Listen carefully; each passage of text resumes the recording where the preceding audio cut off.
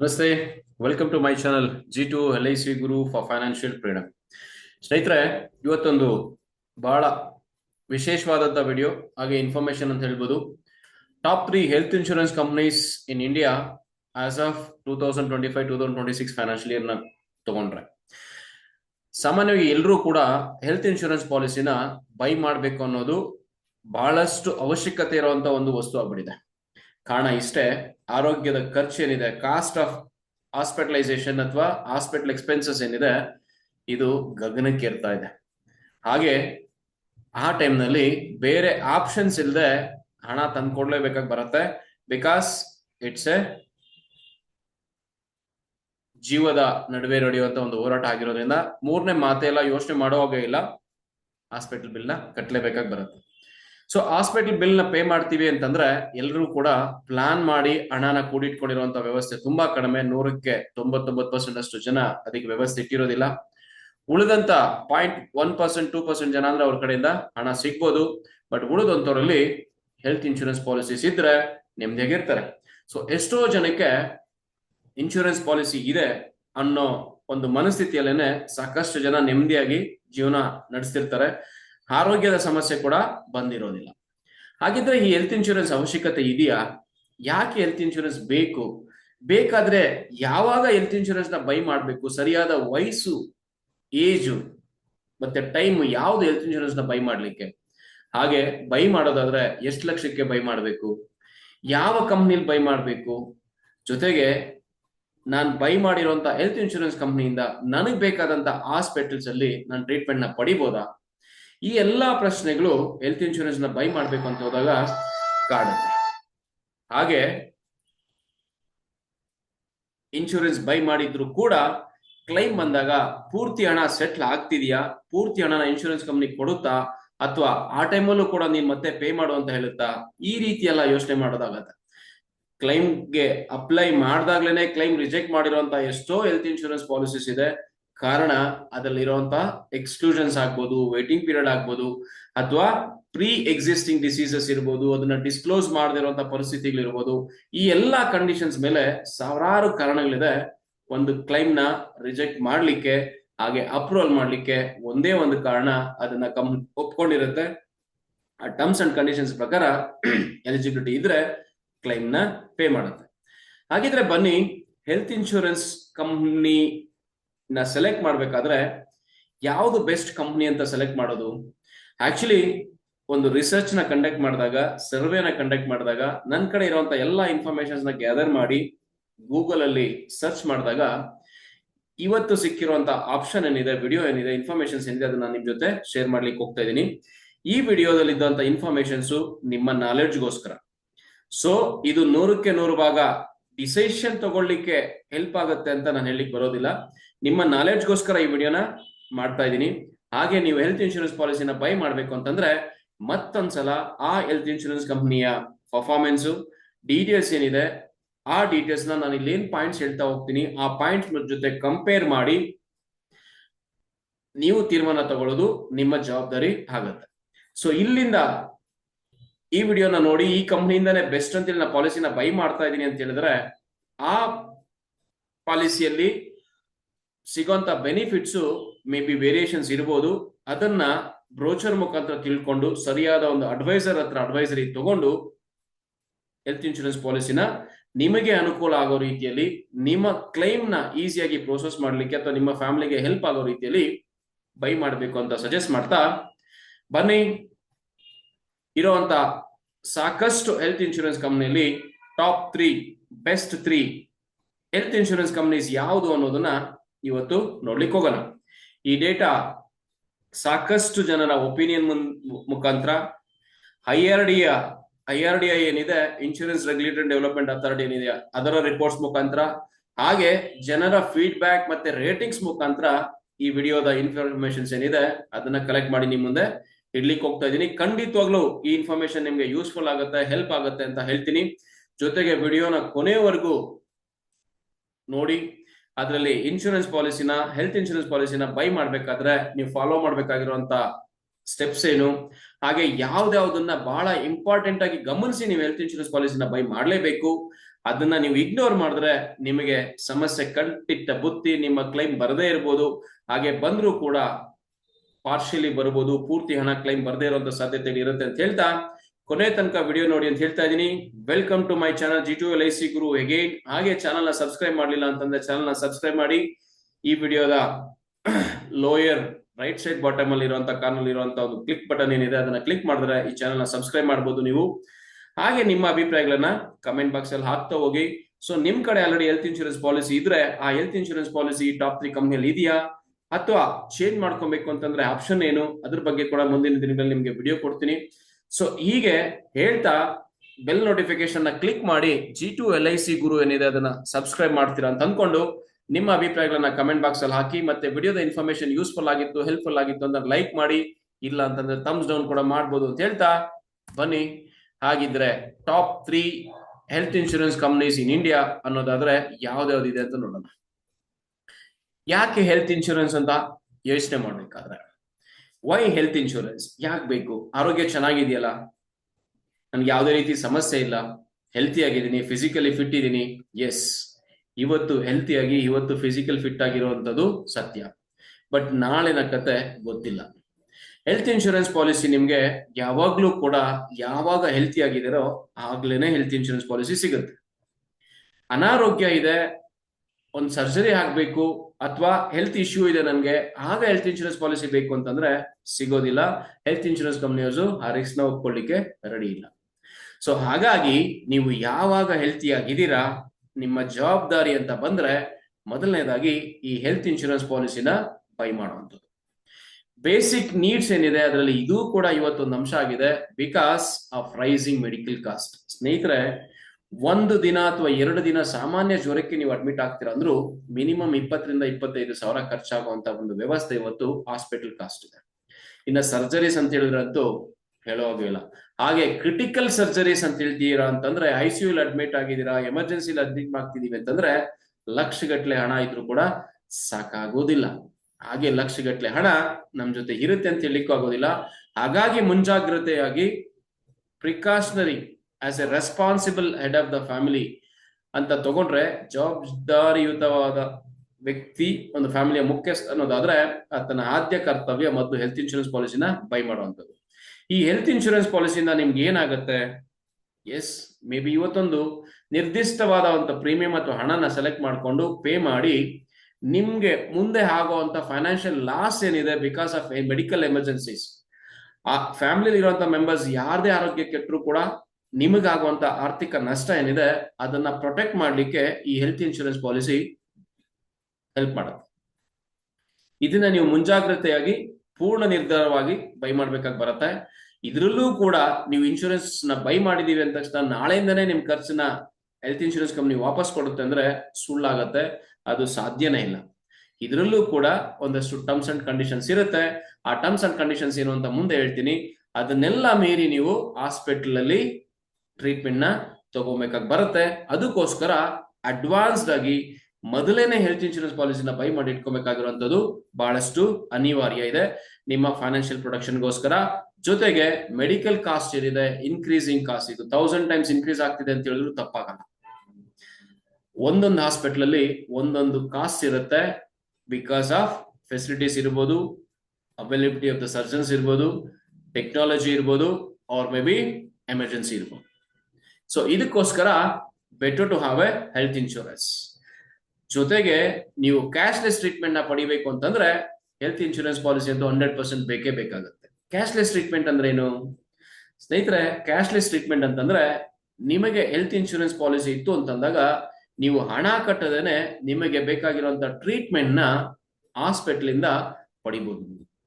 ಆ ಹಣವನ್ನ ನೀವು ಇಟ್ಟಿರುವಂತ ಹೆಲ್ತ್ ಇನ್ಶೂರೆನ್ಸ್ ಪಾಲಿಸಿಯ ಕಂಪನಿ ಹಣವನ್ನ ಹಾಸ್ಪಿಟಲ್ಗೆ ನಿಮ್ಮ ಪರವಾಗಿ ಪೇ ಮಾಡುತ್ತೆ. ನಿಮ್ ಕಡೆ ಹೆಲ್ತ್ ಇನ್ಶೂರೆನ್ಸ್ ಪಾಲಿಸಿ ಇತ್ತು ಅಂದ್ರೆ ಅದಕ್ಕೆ ಕ್ಯಾಶ್ಲೆಸ್ ಟ್ರೀಟ್ಮೆಂಟ್ ಅಂತ ಕರಿತೀವಿ. ಈ ಕ್ಯಾಶ್ಲೆಸ್ ಟ್ರೀಟ್ಮೆಂಟ್ ನ ಪಡೆಯೋದಕ್ಕೆ ನೀವು ಹೆಲ್ತ್ ಇನ್ಶೂರೆನ್ಸ್ ಪಾಲಿಸಿನ ಇಟ್ಕೊಳ್ಳೇಬೇಕಾಗತ್ತೆ. ಜೊತೆಗೆ ಟ್ಯಾಕ್ಸ್ ಬೆನಿಫಿಟ್ಸ್ ಕೂಡ ಸಿಗುತ್ತೆ. ನೀವು ಪೇ ಮಾಡುವಂತ ಪ್ರೀಮಿಯಂಗೂ ಎಕ್ಸೆಂಪ್ಷನ್ ಇದೆ. ನಿಮ್ಮ ಸೀನಿಯರ್ಸ್, ತಂದೆ ತಾಯಿ ಹೆಸರಲ್ಲಿ ಅಥವಾ ಅತ್ತೆ ಮಾವನ ಹೆಸರಲ್ಲಿ ಪೇ ಮಾಡುವಂತ ಪ್ರೀಮಿಯಂಗೂ ಕೂಡ ಎಕ್ಸೆಂಪ್ಷನ್ ಸಿಗುತ್ತೆ. ಇನ್ಕಮ್ ಟ್ಯಾಕ್ಸ್ ರಿಬೇಟ್ ಕೂಡ ಇರೋದ್ರಿಂದ ಯೂಟಿಲೈಸ್ ಮಾಡ್ಕೋಬಹುದು. ಸೊ ಮುಖ್ಯವಾಗಿ ಮೆಡಿಕಲ್ ಕಾಸ್ಟ್ ನ ರೈಸ್ ಆಗ್ತಿರುವಂತ ಎಕ್ಸ್ಪೆನ್ಸಸ್, ಇನ್ಕ್ರೀಸಿಂಗ್ ಮೆಡಿಕಲ್ ಕಾಸ್ಟ್ ಏನಿದೆ, ಜಾಸ್ತಿ ಆಗ್ತಿರುವಂತ ಹಾಸ್ಪಿಟಲ್ ಖರ್ಚು ಅಥವಾ ದರ ಏನಿದೆ ಅದನ್ನ ಕಾಪಾಡ್ಕೊಳ್ಳಿಕ್ಕೆ, ಫೈನಾನ್ಷಿಯಲ್ ಪ್ರೊಟೆಕ್ಷನ್ಗೋಸ್ಕರ, ಮುಂದೆ ಆಗುವಂತ ಆರ್ಥಿಕ ನಷ್ಟಕ್ಕೋ ಕಾಪಾಡ್ಕೊಳ್ಳಿಕ್ಕೋಸ್ಕರ, ಕ್ಯಾಶ್ ಬೇಸ್ ಟ್ರೀಟ್ಮೆಂಟ್ ನ ಪಡೆಯಲಿಕ್ಕೋಸ್ಕರ ನಿಮಗೆ ಈ ಹೆಲ್ತ್ ಇನ್ಶೂರೆನ್ಸ್ ಪಾಲಿಸಿ ಬೇಕು. ಹಾಗೆ ನಿಮಗೆ ನೆಮ್ಮದಿ ಸಿಗ್ಬೇಕಂದ್ರೂ ಕೂಡ ಇವತ್ತು ಹೆಲ್ತ್ ಇನ್ಶೂರೆನ್ಸ್ ಪಾಲಿಸಿ ಬೇಕಾಗುತ್ತೆ. It's a peace of mind. So ಏನಾದ್ರೂ ಎಮರ್ಜೆನ್ಸಿ ಬಂತು ಅಥವಾ ಹಾಸ್ಪಿಟಲ್ ಆರೋಗ್ಯ ಕೆಟ್ಟು ಮನೆಯಲ್ಲಿ ಅಂತಂದ್ರೆ ಮೊದಲನೇದಾಗಿ ನನ್ನ ಕಡೆ ಹೆಲ್ತ್ ಇನ್ಶೂರೆನ್ಸ್ ಇದೆ, ಚಿಂತೆ ಮಾಡುವಾಗಿಲ್ಲ ಅನ್ನೋ ಒಂದು ಸಪೋರ್ಟ್ ಸಿಗುತ್ತೆ. ಈ ಮಾನಸಿಕ ಸ್ಥಿತಿಯಿಂದ ನಿಮ್ಮ ಆರೋಗ್ಯ ಹೆಚ್ಚಿಗೆ ಸುಧಾರಿಸುವಂತ ಸಾಧ್ಯತೆಗಳು ಕೂಡ ಹೆಚ್ಚಿರುತ್ತೆ. ಹಾಗಿದ್ರೆ ಇವತ್ತು ಸೆಲೆಕ್ಟ್ ಮಾಡ್ತಿರೋಂತ ಟಾಪ್ 3 ಇನ್ಶೂರೆನ್ಸ್ ಕಂಪ್ನೀಸ್ ಏನಿದೆ, ಆ ಇನ್ಶೂರೆನ್ಸ್ ಕಂಪ್ನಿನ ಯಾವ ಬೇಸಿಸ್ ಮೇಲೆ ಎವ್ಯಾಲ್ಯೂಯೇಟ್ ಮಾಡ್ಲಿಕ್ಕಾಗುತ್ತೆ. ಒಂದು ಕಂಪ್ನಿಯನ್ನ ಬೆಸ್ಟ್ ಅಥವಾ ಬೆಸ್ಟ್ ಅಲ್ಲ ಅಂತ ಹೇಳಲಿಕ್ಕೆ ರ್ಯಾಂಕಿಂಗ್ ಕೊಡ್ಬೇಕು ಅಂತಂದ್ರೆ ಕೆಲವೊಂದಷ್ಟು ಅಂಶಗಳಿದೆ, ಆ ಅಂಶಗಳನ್ನ ಅದು ಪೂರೈಸಲೇಬೇಕು. ಅದರ ಬೇಸಿಸ್ ಮೇಲೆ ಆ ಕಂಪ್ನಿಯ ರ್ಯಾಂಕಿಂಗ್ ಡಿಸೈಡ್ ಆಗುತ್ತೆ. ಸ್ನೇಹಿತರೆ, ಇದು ಜಸ್ಟ್ ಕಂಪ್ನಿಗೆ ಅಷ್ಟಲ್ಲ, ಒಬ್ಬ ವ್ಯಕ್ತಿಯನ್ನ ರ್ಯಾಂಕಿಂಗ್ ಮಾಡ್ಬೇಕು ಅಂತಂದ್ರೂ ಕೂಡ ಕೆಲವೊಂದಷ್ಟು ಮೌಲ್ಯಾಂಶಗಳನ್ನ ಕನ್ಸಿಡರ್ ಮಾಡಲೇಬೇಕಾಗಿ ಬರುತ್ತೆ. ಈಗ ಎಕ್ಸಾಂಪಲ್ ಅಂತ ಹೇಳೋದಾದ್ರೆ, ಸ್ಕೂಲಲ್ಲಿ ಮಕ್ಕಳನ್ನ rank 1, rank 2, rank 3, just pass, first class, distinction ಅಂತ ಸೆಲೆಕ್ಟ್ ಮಾಡ್ಬೇಕು ಅಂತಂದ್ರೆ ಅಂಕಗಳೇನಿದೆ, ಅವರ ಬಿಹೇವಿಯರ್ ಏನಿದೆ, ಅಟೆಂಡೆನ್ಸ್ ಏನಿದೆ, ಕ್ಲಾಸ್ ಅಲ್ಲಿ ನಡ್ಕೊಳ್ಳುವಂತ ರೀತಿ ಏನಿದೆ, ಆಕ್ಟಿವಿಟೀಸ್ ಏನಿದೆ, ಈಗೆಲ್ಲ ಕಂಪೇರ್ ಮಾಡಿ ರ್ಯಾಂಕಿಂಗ್ ಕೊಡ್ತಾರೆ. ಕೇವಲ ಸ್ಕೋರ್ ನ ನೋಡಿ ಕೊಡ್ಲಿಕ್ಕೆ ಆಗೋದಿಲ್ಲ.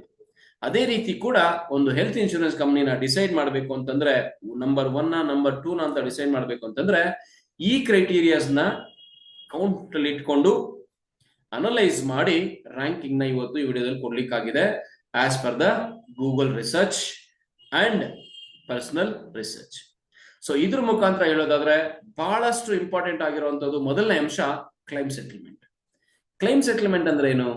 ಎಸ್, ಪಾಲಿಸಿ ಮಾಡುವಂತ ಟೈಮಲ್ಲಿ ನಾನು ಇಷ್ಟೆಲ್ಲ ಆ ಕಾಯಿಲೆಗಳಿಗೆ ಇಷ್ಟು ಖರ್ಚನ್ನ ನಾನು ಪೇ ಮಾಡ್ತೀನಿ ಅಂತ ಹೇಳಿ ಪಾಲಿಸಿ ಕಾಂಟ್ರಾಕ್ಟ್ ನ ಮಾಡ್ಕೊಳ್ಳಿಕ್ಕಾಗತ್ತೆ.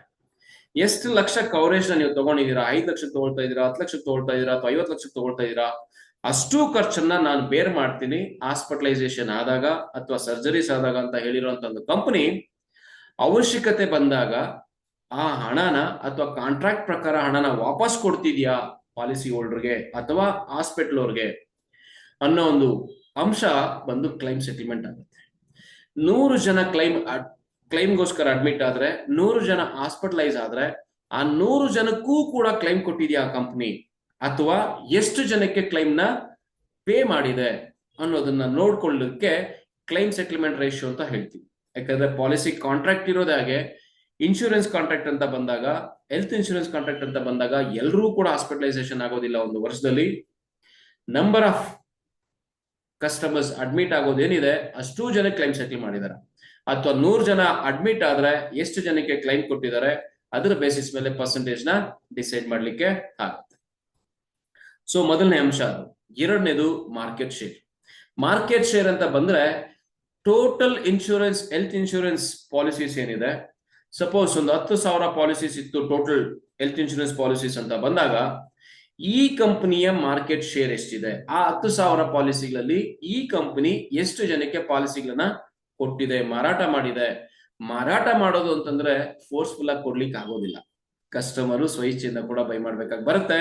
ಹಾಗಾಗಿ ಎಷ್ಟು ಜನಕ್ಕೆ ಪಾಲಿಸಿನ ಮಾರಾಟ ಮಾಡೋದ್ರಲ್ಲಿ ಯಶಸ್ವಿಯಾಗಿದೆ, ಕಸ್ಟಮರ್ ನ ನೀಡ್ಸ್ ನ ಫುಲ್ಫಿಲ್ ಮಾಡಿದೆ ಅಂತ ತಿಳ್ಕೊಳ್ಳಿಕ್ಕೆ ಈ ಮಾರ್ಕೆಟ್ ಶೇರ್ ನ ಕನ್ಸಿಡರ್ ಮಾಡ್ಬೇಕಾಗಿ ಬರುತ್ತೆ. ಸುಮಾರು ಕಂಪ್ನೀಸ್ ಇದಾವೆ, ಆ ಕಂಪ್ನಿಗಳಲ್ಲಿ ಸೆಲೆಕ್ಟ್ ಮಾಡಿರುವಂತ ಕಂಪ್ನಿನ ಶೇರ್ಸ್ ಏನಿದೆ, ಮಾರ್ಕೆಟ್ ಶೇರ್ ಏನಿದೆ, ಯಾವ ಪ್ಲೇಸ್ ಅಲ್ಲಿ ಇದೆ.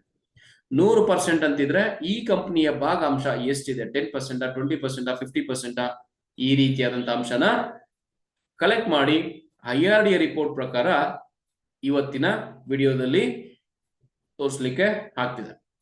Next financial strength. Financial strength ಅಂತ ಬಂದ್ರೆ ಸ್ನೇಹಿತರೆ, ಈ ಕೋವಿಡ್ ಪೀರಿಯಡ್ ಅಲ್ಲಿ ನಂಬರ್ ಆಫ್ ಕ್ಲೈಮ್ಸ್ ಅಂತ ಬಂದಾಗ ಎಲ್ಲ ಇನ್ಶೂರೆನ್ಸ್ ಕಂಪನೀಸ್ಗೂ ಕೂಡ ಹೆಚ್ಚಾಗಿತ್ತು. ಸಾಮಾನ್ಯವಾಗಿ ಇನ್ಶೂರೆನ್ಸ್ ಸ್ಟ್ರಾಟಜಿ ಹೇಗೆ ವರ್ಕೌಟ್ ಆಗುತ್ತೆ ಅಂದ್ರೆ, 100 ಜನ ಪಾಲಿಸಿ ಮಾಡಿ ಪ್ರೀಮಿಯಂ ನ ಕಟ್ಟಿದ್ರೆ ಆ 100 ಜನದಲ್ಲಿ 1% ಅಥವಾ 5% ಅಷ್ಟು ಜನ ಹಾಸ್ಪಿಟಲೈಸ್ ಆಗ್ಬೋದು. ಆ ಹಾಸ್ಪಿಟಲೈಸ್ ಆದಾಗ ಬರುವಂತ ಖರ್ಚು ಏನಿದೆ, ಈ 100 ಜನರ ಪ್ರೀಮಿಯಂ ನ ಬಳಸಿ ಕ್ಲೈಮ್ ನ ಸೆಟಲ್ ಮಾಡ್ಬೇಕಾಗಿ ಬರುತ್ತೆ. ಬಟ್ ಈ ಕ್ಲೈಮ್ ರೇಷಿಯೋ ಏನಿದೆ, 100 ಜನ ಅಡ್ಮಿಟ್ ಆದ್ರೂ 100 ಜನ ಕೂಡ ಅಡ್ಮಿಟ್ ಆಗ್ಬಿಟ್ರು ಅಟ್ ಎ ಟೈಮ್ ಅಂತಂದಾಗ ಆ ಕಂಪನಿಯಲ್ಲಿ ಕ್ಲೈಮ್ ಸೆಟಲ್ ಮಾಡ್ಲಿಕ್ಕೆ ಆ ಕಂಪನಿ ಸ್ಟೇಬಲ್ ಆಗಿದೆಯಾ, ಆರ್ಥಿಕ ವ್ಯವಸ್ಥೆ ಭದ್ರವಾಗಿದೆಯಾ, ಕಾಂಟ್ರಾಕ್ಟ್ ಏನೋ ಕೊಟ್ಟಿದಾಗಿದೆ, 100 ಜನ ನಂಬಿಕೆಯಿಂದ ಪಾಲಿಸಿನೂ ಕೊಂಡ್ಕೊಂಡಿದ್ದಾರೆ. ಬೈ ದುರಾದೃಷ್ಟವಶಾತ್ ಲೈಕ್ ಕೋವಿಡ್ ಪರಿಸ್ಥಿತಿ ಬಂತು ಅಂತಂದಾಗ ನಂಬರ್ ಆಫ್ ಕ್ಲೈಮ್ಸ್ ಅವ್ರು ಟೋಟಲ್ ಕ್ಲೈಮ್ಸ್ ಅಂತೂ ಫುಲ್ ಕ್ಲೈಮ್ಸ್ ಬಂತು ಅಂತಂದಾಗ ಆ ಕಂಪ್ನಿ ಅದನ್ನ ಪೇ ಮಾಡ್ಲಿಕ್ಕೆ ಬದ್ಧವಾಗಿದೆಯಾ ಅನ್ನೋದನ್ನ ತಿಳ್ಕೊಳ್ಳಿಕ್ಕೆ ಫೈನಾನ್ಷಿಯಲ್ ಸ್ಟ್ರೆಂತ್ ಅಂತ ಕರಿತೀವಿ. ಅದರ ಬೇಸಿಸ್ ಮೇಲೂ ಕೂಡ ಕನ್ಸಿಡರ್ ಮಾಡ್ಲಿಕ್ಕೆ ಆಗಿದೆ. ಫೈನಾನ್ಷಿಯಲ್ ಸ್ಟ್ರೆಂತ್ ಅಂತ ಬಂದಾಗ ಏನಾಗುತ್ತೆ, ಎಲ್ಲ ಹೆಲ್ತ್ ಇನ್ಶೂರೆನ್ಸ್ ಕಂಪನೀಸ್ ಕೂಡ IRDA ಗೈಡ್ಲೈನ್ಸ್ ಪ್ರಕಾರ ಒಂದಷ್ಟು ಸೆಕ್ಯೂರಿಟಿ ಡೆಪಾಸಿಟ್ ಅಥವಾ ಸಾಲ್ವೆನ್ಸಿ ಮಾರ್ನಿಜನ್ ಏನಿದೆ, ಸಾಲ್ವೆನ್ಸಿ ಹಣನ ಡೆಪಾಸಿಟ್ ಇಡಬೇಕಾಗಿ ಬರುತ್ತೆ. ಅದನ್ನ ಎಮರ್ಜೆನ್ಸಿ ಟೈಮಲ್ಲಿ ಅಥವಾ ಕ್ಲೈಮ್ ಸೆಟಲ್ ಮಾಡುವಂತ ಟೈಮಲ್ಲಿ ಯೂಸ್ ಮಾಡ್ಕೊಬೇಕಾಗಿ ಬರುತ್ತೆ. ಆ ವ್ಯವಸ್ಥೆನ ಫುಲ್ಫಿಲ್ ಮಾಡಿದ್ಯಾ ಇಲ್ವಾ ಅನ್ನೋದನ್ನ ಫೈನಾನ್ಷಿಯಲ್ ಸ್ಟ್ರೆಂತ್ ಡಿಸೈಡ್ ಮಾಡುತ್ತೆ. Next, hospital network. ಎಸ್, ಪಾಲಿಸಿನೂ ಇದೆ, ಪ್ರಾಡಕ್ಟು ಚೆನ್ನಾಗಿದೆ, ಪಾಲಿಸಿದಾರರು ಇದ್ದಾರೆ, ಬಟ್ ಹಾಸ್ಪಿಟಲ್ ನೆಟ್ವರ್ಕ್ ಇಲ್ಲ ಅನ್ನೋದಾದ್ರೆ ಬರೀ ಕೇವಲ 1 ಲಕ್ಷ ಹಾಸ್ಪಿಟಲ್ ಇದೆ ಹೊರಗಡೆ, ಬಟ್ ಟೈಅಪ್ ಇರುವಂತದ್ದು ಕೇವಲ 100 ಹಾಸ್ಪಿಟಲ್ ಹತ್ರ ಅಥವಾ 1,000 ಹಾಸ್ಪಿಟಲ್ ಹತ್ರ ಟೈಅಪ್ ಇದೆ ಅಂತಂದ್ರೆ ಈಸ್ ಖಂಡಿತವಾಗ್ಲೂ ಕಸ್ಟಮರ್ಸ್ಗೆ ಹೆಲ್ಪ್ ಆಗತ್ತಾ ಅನ್ನೋದನ್ನ ಅರ್ಥ ಮಾಡ್ಕೋಬೇಕಾಗಿ ಬರುತ್ತೆ. ಹಾಸ್ಪಿಟಲ್ ನೆಟ್ವರ್ಕ್, ಎಷ್ಟು ಸಾವಿರ ಹಾಸ್ಪಿಟಲ್ ಜೊತೆ ಈ ಕಂಪನಿ ಟೈಅಪ್ ಇಟ್ಟಿದೆ. ಇಲ್ಲಿ ಹಾಸ್ಪಿಟಲ್ ಮತ್ತೆ ಇನ್ಶೂರೆನ್ಸ್ ಕಂಪನಿ ಮತ್ತೆ ಒಂದು ಒಡಂಬಡಿಕೆ ಅಥವಾ ಒಂದು ಕಾಂಟ್ರಾಕ್ಟ್ ಒಂದು ಒಪ್ಪಂದ ಆಗುತ್ತೆ. ಅದಕ್ಕೆ ಏನಪ್ಪಾ ಅಂತಂದ್ರೆ, ನಿನ್ನ ಹಾಸ್ಪಿಟಲ್ ಖರ್ಚು ಏನಿದೆಯೋ ಆ ಸ್ಟ್ಯಾಂಡರ್ಡ್ ಪ್ರಕಾರ, ನೀನ್ ನಿಗದಿ ಮಾಡಿರುವಂತ ಪ್ರೈಸ್ ಪ್ರಕಾರ ಅಥವಾ ನಾನ್ ಅಫೋರ್ಡ್ ಮಾಡುವಂತ ಪ್ರೈಸ್ ಪ್ರಕಾರ ಈ ಖರ್ಚನ್ನ ಬೇರ್ ಮಾಡ್ಲಿಕ್ಕೆ ನಾನು ರೆಡಿ ಇದ್ದೀನಿ. ನನ್ನ ಪಾಲಿಸಿದಾರ ಬಂದು ನಿಮ್ಮಲ್ಲಿ ಅಡ್ಮಿಟ್ ಆದಾಗ ಟ್ರೀಟ್ಮೆಂಟ್ ಕೊಡ್ಬೋದು, ಟ್ರೀಟ್ಮೆಂಟ್ ನಂತರ ಬಿಲ್ ನನಗೆ ಸಬ್ಮಿಟ್ ಮಾಡಿದ್ರೆ ನಾನು ಪೇ ಮಾಡ್ತೀನಿ ಅಂತ ಹೇಳಿ ಒಂದು ಕಾಂಟ್ರಾಕ್ಟ್ ಆಗಿರುತ್ತೆ. ಸೊ ಪ್ರತಿಯೊಂದು ಹಾಸ್ಪಿಟಲ್ ಅಲ್ಲೂ ಅದು ಕೊಡ್ತಿರುವಂತ ಒಂದು ವ್ಯವಸ್ಥೆ, ಅನುಕೂಲತೆಗಳು, ಲಕ್ಸುರಿ, ಇದರ ಬೇಸಿಸ್ ಮೇಲೆ ಒಂದೊಂದು ಪ್ರೈಸ್ ನ ಡಿಸೈಡ್ ಮಾಡಿ ಅಪ್ರೂವಲ್ ಹಾಕಿರ್ತಾರೆ. ಆ ಅಪ್ರೂವಲ್ ನ ಇನ್ಶೂರೆನ್ಸ್ ಕಂಪನಿ ಒಪ್ಕೊಂಡಿರುತ್ತೆ. ಅದರ ಬೇಸಿಸ್ ಮೇಲೆ ಪಾಲಿಸಿದಾರ ಆ ಹಾಸ್ಪಿಟಲ್ ಅಲ್ಲಿ ಅಡ್ಮಿಟ್ ಆಗ್ತಾರೆ. ಇಲ್ಲಿ ನೆಟ್ವರ್ಕ್ ಹಾಸ್ಪಿಟಲ್ ಮತ್ತೆ ನಾನ್ ನೆಟ್ವರ್ಕ್ ಹಾಸ್ಪಿಟಲ್ಸ್ ಅಂತ ಬರುತ್ತೆ. ಯಾವೆಲ್ಲ ಹಾಸ್ಪಿಟಲ್ಸ್ ಇನ್ಶೂರೆನ್ಸ್ ಕಂಪನಿ ಜೊತೆ ಟೈಅಪ್ ಇಟ್ಕೊಂಡಿದಾವೆ, ಅಗ್ರಿಮೆಂಟ್ ಮಾಡ್ಕೊಂಡಿದಾವೆ, ಅವನ್ನ ನೆಟ್ವರ್ಕ್ ಹಾಸ್ಪಿಟಲ್ ಅಂತ ಕರಿತೀವಿ. ಕೆಲವೊಂದಷ್ಟು ಇನ್ಶೂರೆನ್ಸ್ ಕೆಲವೊಂದಷ್ಟು ಹಾಸ್ಪಿಟಲ್ಸ್ ಟೈಅಪ್ ಆಗಿರೋದಿಲ್ಲ, ಬಟ್ ಆದ್ರೂ ಟ್ರೀಟ್ಮೆಂಟ್ ನ ಕೊಡ್ತವೆ, ಅಂತದಕ್ಕೆ ನಾನ್ ನೆಟ್ವರ್ಕ್ ಹಾಸ್ಪಿಟಲ್ಸ್ ಅಂತ ಕರಿತೀವಿ. ನಿಮ್ಗೆ ಕ್ಯಾಶ್ಲೆಸ್ ಟ್ರೀಟ್ಮೆಂಟ್ ಬೇಕು ಅಂತಂದ್ರೆ ನೆಟ್ವರ್ಕ್ ಹಾಸ್ಪಿಟಲ್ಸ್ ಮುಖಾಂತರನೇ ಪಡಿಬೇಕಾಗಿ ಬರುತ್ತೆ. ಬಟ್ ಲೇಟೆಸ್ಟ್ ಆಗಿ IRDA ಒಂದು ಇನ್ಸ್ಟ್ರಕ್ಷನ್ ಕೊಟ್ಟಿದೆ, ನಾನ್ ನೆಟ್ವರ್ಕ್ ಹಾಸ್ಪಿಟಲ್ ಅಡ್ಮಿಟ್ ಆದ್ರೂ ಕೂಡ ಅದನ್ನ ಇಮಿಡಿಯೇಟ್ ಆಗಿ ಕ್ಯಾಶ್ಲೆಸ್ ಗೆ ಕನ್ವರ್ಟ್ ಮಾಡಬೇಕು ಅನ್ನೋ ಒಂದು ಆದೇಶದ ಮೇರೆಗೆ ಸುಮಾರು ನಾನ್ ನೆಟ್ವರ್ಕ್ ಹಾಸ್ಪಿಟಲ್ಸ್ ಅಲ್ಲೂ ಕೂಡ ಇವತ್ತು ಇಮಿಡಿಯೇಟ್ ಆಗಿ ಪ್ರೋಸೆಸ್ ಆಗಿ ನೆಟ್ವರ್ಕ್ ಟೈಪ್ ಆಗಿ ನೆಟ್ವರ್ಕ್ ಕ್ಯಾಶ್ಲೆಸ್ ಟ್ರೀಟ್ಮೆಂಟ್ಸ್ ಕೂಡ ಸಿಗ್ತಿದೆ. ಬಟ್ ಅಲ್ಲಿ ಸ್ವಲ್ಪ ಪ್ರೋಸೆಸ್ ಹೆಚ್ಚಿಗೆ ಇರುತ್ತೆ. ನೆಟ್ವರ್ಕ್ ಹಾಸ್ಪಿಟಲ್ ಆದ್ರೆ ಪ್ರೋಸೆಸ್ ಈಸಿಯಾಗಿ ಆಗುತ್ತೆ. Next, customer support. ಬೇಕು ಅಂತಂದಾಗ ನಿಮಗೆ ಪಾಲಿಸಿ ಮಾರಾಟ ಮಾಡಿದಂತ ಅಡ್ವೈಸರ್ ನ ಮೀರಿ ಕಂಪನಿ ಸಪೋರ್ಟ್ ಕೊಡ್ಬೇಕಾಗಿ ಬರುತ್ತೆ. ಕ್ಲೈಮ್ ರಿಲೇಟೆಡ್ ಇಶ್ಯೂ ಆಗಿರ್ಬೋದು, ಎನ್ಕ್ವೈರೀಸ್ ಆಗಿರ್ಬೋದು, ಎಮರ್ಜೆನ್ಸಿ ಆಗಿರ್ಬೋದು, ನಾನಾ ವಿಷಯಗಳಿಗೋಸ್ಕರ ಕಸ್ಟಮರು ಡೈರೆಕ್ಟ್ ಆಗಿ ಕಂಪನಿನ ಕಾಂಟ್ಯಾಕ್ಟ್ ಮಾಡಿ ಸಪೋರ್ಟ್ ನ ಪಡ್ಕೊಳ್ಳುವಂತ ಒಂದು ವ್ಯವಸ್ಥೆಯಲ್ಲಿ ಆ ಕಂಪನಿ ಎಷ್ಟರ ಮಟ್ಟಿಗೆ ಸಪೋರ್ಟಿವ್ ಆಗಿದೆ ಅನ್ನೋದನ್ನ ಡಿಸೈಡ್ ಮಾಡುತ್ತೆ. ಅದಲ್ಲದೆ ಡಿಜಿಟಲ್ ಸರ್ವಿಸಸ್, ಇವತ್ತಿನ ಡಿಜಿಟಲ್ ಆಗಿರೋದ್ರಿಂದ ಎಷ್ಟರ ಮಟ್ಟಿಗೆ ಆ ಕಂಪನಿ ಕಸ್ಟಮರ್ಸ್ಗೆ ಡಿಜಿಟಲಿ ಸಪೋರ್ಟ್ ಮಾಡ್ತಿದೆ, ಟೆಕ್ನಾಲಜಿ ಸಪೋರ್ಟ್ ಮಾಡ್ತಿದೆ ಅನ್ನೋ ವಿಷಯದಲ್ಲೂ ಕೂಡ ಕನ್ಸಿಡರ್ ಮಾಡಿಕೊಂಡು ಈ 3 ಕಂಪನಿಗಳನ್ನ ಸೆಲೆಕ್ಟ್ ಮಾಡ್ಲಿಕ್ಕೆ ಆಗಿದೆ. ಟಾಪ್ 3 ಕಂಪನೀಸ್ ಅಂತ ಬಂದಾಗ ಮೊದಲನೇ ಪ್ಲೇಸ್ ಅಲ್ಲಿ ಇರುವಂತದ್ದು ಸ್ಟಾರ್ ಹೆಲ್ತ್ ಇನ್ಶೂರೆನ್ಸ್ ಕಂಪನಿ. ಕಾರಣ ಯಾಕೆ ಅಂತಂದ್ರೆ it has highest market share, highest solvency deposit, ಜೊತೆಗೆ ಕ್ಲೈಮ್ ಸೆಟಲ್ಮೆಂಟ್ ರೇಷಿಯೋ ವಾಲ್ಯೂಮ್ ಅಲ್ಲಿ ತಗೊಂಡಾಗ number of amount, total amount pay ಮಾಡಿರೋದನ್ನ ತಗೊಂಡಾಗ್ಲೂ ಕೂಡ ಹೈಯೆಸ್ಟ್ ಇದೆ. ನೆಕ್ಸ್ಟ್ ಬರುವಂತದ್ದು HDFC Ergo health. HDFC Ergo health ಈ ಕಂಪನಿ ಜನರಲ್ ಇನ್ಶೂರೆನ್ಸ್ ಕಂಪನಿ ಆಗಿದ್ರು ಕೂಡ ಎಕ್ಸ್ಕ್ಲೂಸಿವ್ ಆಗಿ ಹೆಲ್ತ್ ಇನ್ಶೂರೆನ್ಸ್ ಡಿಪಾರ್ಟ್ಮೆಂಟ್ ನ ಹೆಲ್ತ್ ಇನ್ಶೂರೆನ್ಸ್ ನ ಪ್ರೋಸೆಸ್ ಮಾಡ್ತಾ ಇದೆ. ಸ್ಟಾರ್ ಹೆಲ್ತ್ ಇನ್ಶೂರೆನ್ಸ್ ಕಂಪನಿ ಬಂದು ಇದು standalone health insurance company. ಅಂದ್ರೆ ಈ ಕಂಪನಿಯಲ್ಲಿ ಓನ್ಲಿ ಹೆಲ್ತ್ ಇನ್ಶೂರೆನ್ಸ್ ಗೆ ಸಂಬಂಧಪಟ್ಟಂತ ಮಾರ್ಕೆಟಿಂಗ್ ಆಕ್ಟಿವಿಟೀಸ್ ಆಗುತ್ತೆ, ಸರ್ವಿಸಸ್ ನಡೆಯುತ್ತೆ, ಕ್ಲೈಮ್ ಪ್ರೋಸೆಸ್ ಆಗುತ್ತೆ. HDFC ಎರ್ಗೋ ಬಂದು ಜನರಲ್ ಇನ್ಶೂರೆನ್ಸ್ ಜೊತೆ ಹೆಲ್ತ್ ಇನ್ಶೂರೆನ್ಸ್ ನ ಮಾರಾಟ ಮಾಡ್ತಿದೆ. ನೆಕ್ಸ್ಟ್ ಥರ್ಡ್ ಪ್ಲೇಸ್ ಗೆ ಬರುವಂತದ್ದು Care health insurance. Care health insurance ಅನ್ನುವಂಥದ್ದು ಮಾರ್ಕೆಟ್ ಶೇರ್ ವಿಷಯಕ್ಕೆ ಬಂದಾಗ ಈ ಮೇಲಿನ 2 ಕಂಪನಿಗಿಂತ ನೆಕ್ಸ್ಟ್ ಅಕೌಂಟ್ ಅಲ್ಲಿ ಪ್ಲೇಸ್ ಆಗುತ್ತೆ. ಈವನ್ ಕ್ಲೈಮ್ ಸೆಟಲ್ಮೆಂಟ್ಗೂ ಅಷ್ಟೇ, ಹೊಸ ಕಸ್ಟಮರ್ನ ರೀಚ್ ಆಗ್ತಾ ಇರೋದಕ್ಕೂ ಅಷ್ಟೇ. ಈ ಎಲ್ಲಾ ವಿಷಯಗಳನ್ನ ಮುಂದಿನ ಸ್ಲೈಡ್ಸ್ ಅಲ್ಲಿ ಹೇಳ್ತಾ ಹೋಗ್ತೀನಿ. ಸೊ ನೋಟ್ ಮಾಡ್ಕೊಳ್ಳಿ. Top 3 companies of India in 2025-26 ಅಂತ ತಗೊಂಡ್ರೆ, ಮೊದಲನೇದಾಗಿ ಸ್ಟಾರ್ ಹೆಲ್ತ್ ಇನ್ಶೂರೆನ್ಸ್, ಎರಡನೇದು HDFC ಎರ್ಗೋ, ಮೂರನೇದು ಕೇರ್ ಹೆಲ್ತ್ ಇನ್ಶೂರೆನ್ಸ್. ಸ್ನೇಹಿತರೆ, ಇಲ್ಲಿ ಯಾವುದೇ ಬಯಾಸ್ಡ್ ಆದಂತ ಒಂದು ರಿಪೋರ್ಟ್ ನಾನು ಕೊಡ್ತಾ ಇಲ್ಲ ನಿಮ್ಗೆ. As per the Google search ಅಲ್ಲಿ ಸಿಗ್ತಿರುವಂತ ಇನ್ಫಾರ್ಮೇಶನ್ ನ ಶೇರ್ ಮಾಡ್ತಾ ಇದ್ದೀನಿ. ಇಲ್ಲಿ ಯಾರು ನನಗೆ ಪೇಮೆಂಟ್ ಕೊಟ್ಟು ಇವು ಬೆಸ್ಟ್ ಅಂತ ಹೇಳಿ ಅಂತ ಹೇಳ್ತಿಲ್ಲ. ಇದು ಸ್ಪಾನ್ಸರ್ಡ್ ಅಥವಾ ಪ್ರಮೋಷನ್ ಮಾಡ್ತಿರುವಂತ ವಿಡಿಯೋ ಅಂತೂ ಅಲ್ಲ. ನಾಲೆಡ್ಜ್ಗೋಸ್ಕರ ಶೇರ್ ಮಾಡ್ತಾ ಇದ್ದೀನಿ. ಸಿಕ್ಕಂತ ಇನ್ಫಾರ್ಮೇಶನ್ ನ ಅನ್ಬಯಾಸ್ಡ್ ಆಗಿ ಪ್ರಾಂಪ್ಟ್ ಆಗಿ ನಿಮ್ ಮುಂದೆ ಇಡ್ತಾ ಇದ್ದೀನಿ. ಮೇ ಬಿ ಈ 3 ಕಂಪ್ನಿಗಳಲ್ಲಿ ನಿಮಗೆ ಒಂದು ಕಹಿ ಅನುಭವ ಕೂಡ ಆಗಿರ್ಬೋದು, ನಾನು ಇಲ್ಲ ಅಂತ ಹೇಳಲಿಕ್ಕೆ ಆಗೋದಿಲ್ಲ. ಓವರ್ ಆಲ್ ಪರ್ಫಾರ್ಮೆನ್ಸ್ ನ ಕನ್ಸಿಡರ್ ಮಾಡಿ ಈ ವಿಡಿಯೋನ ಪ್ರೆಸೆಂಟ್ ಮಾಡ್ತಾ ಇದ್ದೀನಿ. ಸೊ ನಿಮಗೇನಾದ್ರೂ ಈ ವಿಡಿಯೋಗಳಲ್ಲಿ ಈ ಕಂಪ್ನೀಸ್ ಅಲ್ಲಿ ಏನಾದ್ರೂ ಕಹಿ ಅನುಭವ ಆಗಿದ್ರೆ ಖಂಡಿತವಾಗ್ಲೂ ಕಮೆಂಟ್ ಬಾಕ್ಸ್ ಅಲ್ಲಿ ಹಾಕೊಳ್ಳಿ. ಇದು ಓವರ್ ಆಲ್ ರಿಸರ್ಚ್ ಬೇಸ್ ಮೇಲೆ ಸಿಗ್ತಿರುವಂತ ಒಂದು ಡೇಟಾ. ಇಂಡಿವಿಜುವಲ್ ಆಗಿ ಪಾಲಿಸಿ ವೈಸ್ ಅಂತ ಬಂದಾಗ ಮೇ ಬಿ ಎಲ್ಲಾ ಕಂಪ್ನಿಗಳಲ್ಲೂ ಒಂದಲ್ಲ ಒಂದ್ ರೀತಿಯಾದಂತ ವೇರಿಯೇಷನ್ಸ್ ಅಥವಾ ವ್ಯತ್ಯಾಸ ಅಂತೂ ಇದ್ದೇ ಇರುತ್ತೆ. ಅದಕ್ಕೆ ಕಾರಣಗಳೇನು, ಆ ಕಾರಣಗಳಿಗೆ ಪರಿಹಾರ ಏನು ಅನ್ನೋದನ್ನ ಮುಂದೆ ಬರುವಂತ ವಿಡಿಯೋಗಳಲ್ಲಿ ನಾನು ನಿಮ್ಗೆ ಹೇಳ್ತೀನಿ. ಅದನ್ನು ಕೂಡ ನೀವು ಫಾಲೋ ಮಾಡ್ಬೋದು. ಸೊ ಈಗಲೂ ಹೇಳ್ತಾ ಇದ್ದೀನಿ, ಮತ್ತೊಮ್ಮೆ G2 LIC ಗುರುನ ಸಬ್ಸ್ಕ್ರೈಬ್ ಮಾಡ್ಕೊಳ್ಳಿ. ಮುಂದೆ ಬರುವಂತ ವ್ಯಾಲ್ಯೂಡ್ ಅನ್ಬಯಾಸ್ಡ್ ಇನ್ಫಾರ್ಮೇಶನ್ ನ ತಿಳ್ಕೊಳ್ಳಿಕ್ಕೆ ಬೆಲ್ ಐಕನ್ ನ ಕ್ಲಿಕ್ ಮಾಡಿಟ್ಟಿರಿ. ನಿಮ್ಮ ಅಭಿಪ್ರಾಯಗಳಿಗೆ ಖಂಡಿತ ಸ್ವಾಗತ ಇದೆ. ನೀವು ಕಮೆಂಟ್ ಬಾಕ್ಸ್ ಅಲ್ಲಿ ನಿಮಗೆ ಅನಿಸಿದನ್ನ, ನಿಮ್ಮ ಅಭಿಪ್ರಾಯನ ಶೇರ್ ಮಾಡ್ತಾ ಹೋಗ್ಬೋದು. ಜೊತೆಗೆ ಇನ್ಫಾರ್ಮೇಶನ್ ಲೈಕ್ ಆಗಿದ್ರೆ ಲೈಕ್ ಅಂತ ಕೊಡಿ, ಇಲ್ಲ ಅಂತಂದ್ರೆ ಥಮ್ಸ್ ಡೌನ್ ಕೂಡ ಕೊಡ್ಬೋದು. ಜೊತೆಗೆ ನಿಮ್ಮ ಅಭಿಪ್ರಾಯಗಳನ್ನ ನನ್ನ ಜೊತೆ ಹಂಚ್ಕೊಳ್ಳಿಕ್ಕೆ ಕಮೆಂಟ್ ಬಾಕ್ಸ್ ಅನ್ನ ಯೂಸ್ ಮಾಡ್ಕೊಳ್ತೀರಾ ಅಂತ ಹೇಳ್ತಾ, ಇದು ಬೇರೆಯವ್ರಿಗೂ ಹೆಲ್ಪ್ ಆಗುತ್ತೆ ಅನ್ನೋದಾದ್ರೆ ದಯವಿಟ್ಟು ಶೇರ್ ಮಾಡಿ ಅಂತ ಕೇಳ್ಕೊಳ್ತಾ, ಬನ್ನಿ ಇನ್ನೂ ಡೀಟೇಲ್ ಆಗಿ ಅರ್ಥ ಮಾಡ್ಕೊಳ್ಳೋಣ. So 1 star health insurance, 2 HDFC ಎರ್ಗೋ, 3 care health insurance. ಹಾಗೆ ಇನ್ನೊಂದಷ್ಟು ಇನ್ಪುಟ್ಸ್ ನ ಕೊಡ್ತಾ ಹೋಗ್ತೀನಿ ನಿಮ್ಗೆ ಇರುವಂತ 1 2 3ಗೆ ರೀಸನ್ಸ್ ಏನು ಅಂತ. ಕಂಪನಿಯ ಹೈಲೈಟ್ಸ್: ಸ್ಟ್ರಾಂಗ್ ಬ್ರ್ಯಾಂಡ್ ರೆಪ್ಯುಟೇಷನ್. ಮೊದಲನೇದು ಬ್ರ್ಯಾಂಡ್ ವಿಷಯಕ್ಕೆ ಅಂತ ಬಂದಾಗ, ಈ 3 ಕಂಪನಿಗಳಲ್ಲೂ ಕೂಡ ಬ್ರ್ಯಾಂಡ್ ಏನಿದೆ ಸ್ಟ್ರಾಂಗ್ ಆಗಿದೆ. ಆಲ್ ಆರ್ ಬ್ರಾಂಡೆಡ್, ಎಲ್ರಿಗೂ ಗೊತ್ತಿರುವಂತ ಕಂಪನಿಗಳು. ವೈಡ್ ಪ್ರಾಡಕ್ಟ್ ರೇಂಜ್, ಎಲ್ಲಾ ರೀತಿಯಾದಂತಹ ಕಸ್ಟಮರ್ಸ್ಗೆ ಹೆಲ್ಪ್ ಆಗೋ ರೀತಿಯಲ್ಲಿ ಪ್ರಾಡಕ್ಟ್ಸ್ ಇದೆ.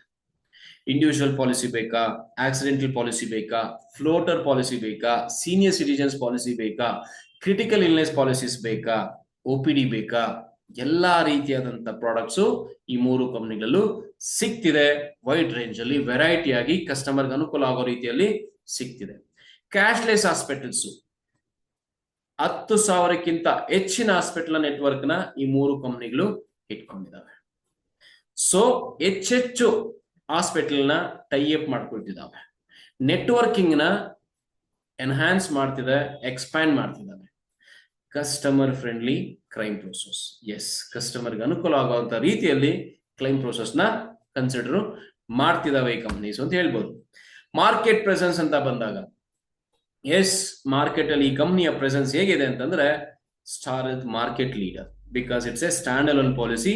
ಹೈಯೆಸ್ಟ್ ಮಾರ್ಕೆಟ್ ಶೇರ್ ಇಟ್ಟಿರುವಂತ ಒಂದು ಹೆಲ್ತ್ ಇನ್ಶೂರೆನ್ಸ್ ಕಂಪನಿ ಅಂತಂದ್ರೆ ಸ್ಟಾರ್ ಹೆಲ್ತ್. ಹಾಗಾಗಿ ಇದನ್ನ ಮಾರ್ಕೆಟ್ ಲೀಡರ್ ಅಂತ ಕರೀತಾರೆ. ಮೇ ಬಿ ಇವತ್ತೊಂದಷ್ಟು ಕಹಿ ಅನುಭವಗಳು ನಿಮ್ಗೆ ಆಗಿರ್ಬೋದು, ಅಥವಾ ಕ್ಲೈಮ್ ರಿಲೇಟೆಡ್ ಇಶ್ಯೂಸ್ ಸಾಕಷ್ಟು ಇರುತ್ತೆ ಸೋಷಿಯಲ್ ಮೀಡಿಯಾದಲ್ಲಿ, ನಾನು ಕೂಡ ನೋಡಿದ್ದೀನಿ. But still it is having a leadership in the market. HDFC ERGO, strong pan India presence, all over India ಈ health insurance company HDFC ERGO ತನ್ನ ಪ್ರೆಸೆನ್ಸ್ ಇಟ್ಕೊಂಡಿದೆ. ಕೇರ್ ಹೆಲ್ತ್ ಅಂತ ಬಂದಾಗ ಬಹಳಷ್ಟು ಫಾಸ್ಟ್ ಗ್ರೋಯಿಂಗ್ ಆಗಿದೆ compared to other insurance companies. ಇದರ growth ಏನಿದೆ aggressive ಆಗಿರೋದ್ರಿಂದ ರ್ಯಾಂಕಿಂಗ್ ಅಲ್ಲಿ ಇದೆ ಅಂತ ಹೇಳ್ಬೋದು. Star health insurance market,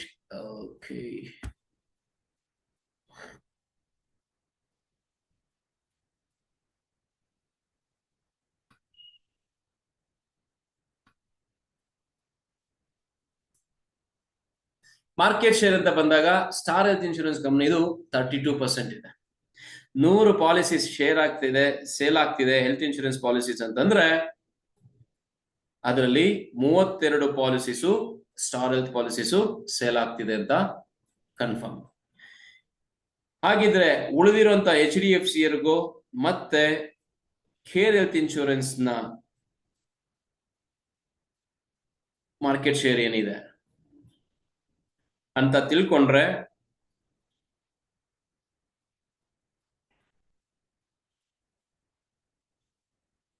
second place ಅಲ್ಲಿ HDFC ಬರ್ಗೋ ಬರುತ್ತೆ.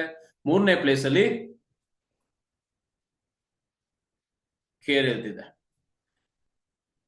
ರೈಟ್. ಸೊ 32% ಅಷ್ಟು ಇನ್ಶೂರೆನ್ಸ್ ಪಾಲಿಸೀಸ್ ನ ಒಂದು ವರ್ಷದಲ್ಲಿ ಸ್ಟಾರ್ ಹೆಲ್ತ್ ಪಾಲಿಸಿ ಮಾರಾಟ ಮಾಡ್ತಿದೆ. ಹಾಗಿದ್ರೆ HDFC ಎರ್ಗೋ ಎಷ್ಟು ಪಾಲಿಸೀಸ್ ನ ಮಾರಾಟ ಮಾಡ್ತಿದೆ? ನಿಮಗ್ ಗೊತ್ತಿದ್ರೆ ಮೇ ಬಿ ಕಮೆಂಟ್ ಬಾಕ್ಸ್ ಅಲ್ಲಿ ಹಾಕ್ಬೋದು. ಆ ಮಾರ್ಕೆಟ್ ಶೇರ್ ಅಂತ ಬಂದಾಗ HDFC ಎಲ್ಗೋನ ಪರ್ಸೆಂಟೇಜ್ ಎಷ್ಟು ತಗೊಳ್ತೀರಾ 2025-26 ಅಲ್ಲಿ ಅನ್ನೋದಾದ್ರೆ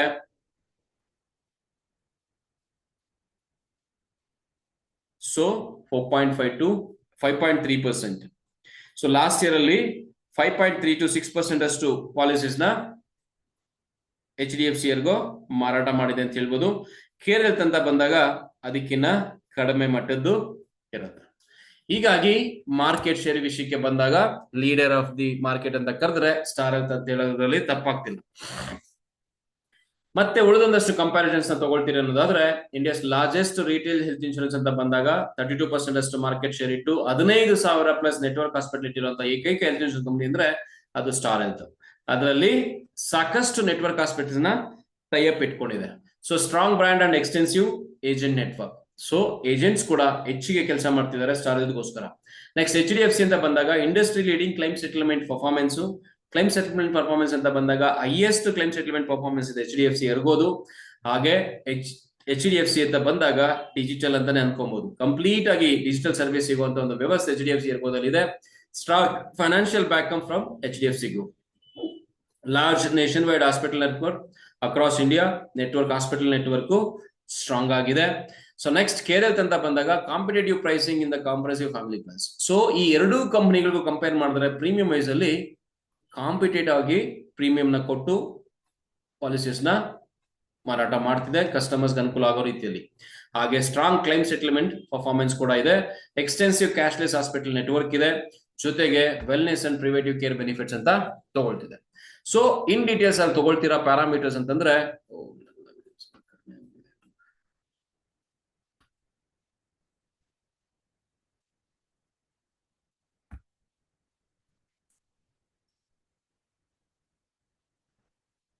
ಸೊ ರ್ಯಾಂಕಿಂಗ್ ತಗೊಳ್ತೀರಾ ಅನ್ನೋದಾದ್ರೆ ಕ್ಲೈಮ್ ಸೆಟಲ್ಮೆಂಟ್ ಅಲ್ಲಿ 4 ಬರ್ತಿದೆ.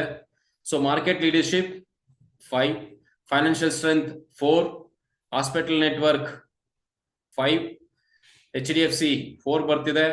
ಅಂಡ್ HDFC ಎರ್ಗೋ ಕೇರ್ ಹೆಲ್ತ್ ಕೂಡ 4 ಬರ್ತಿದೆ.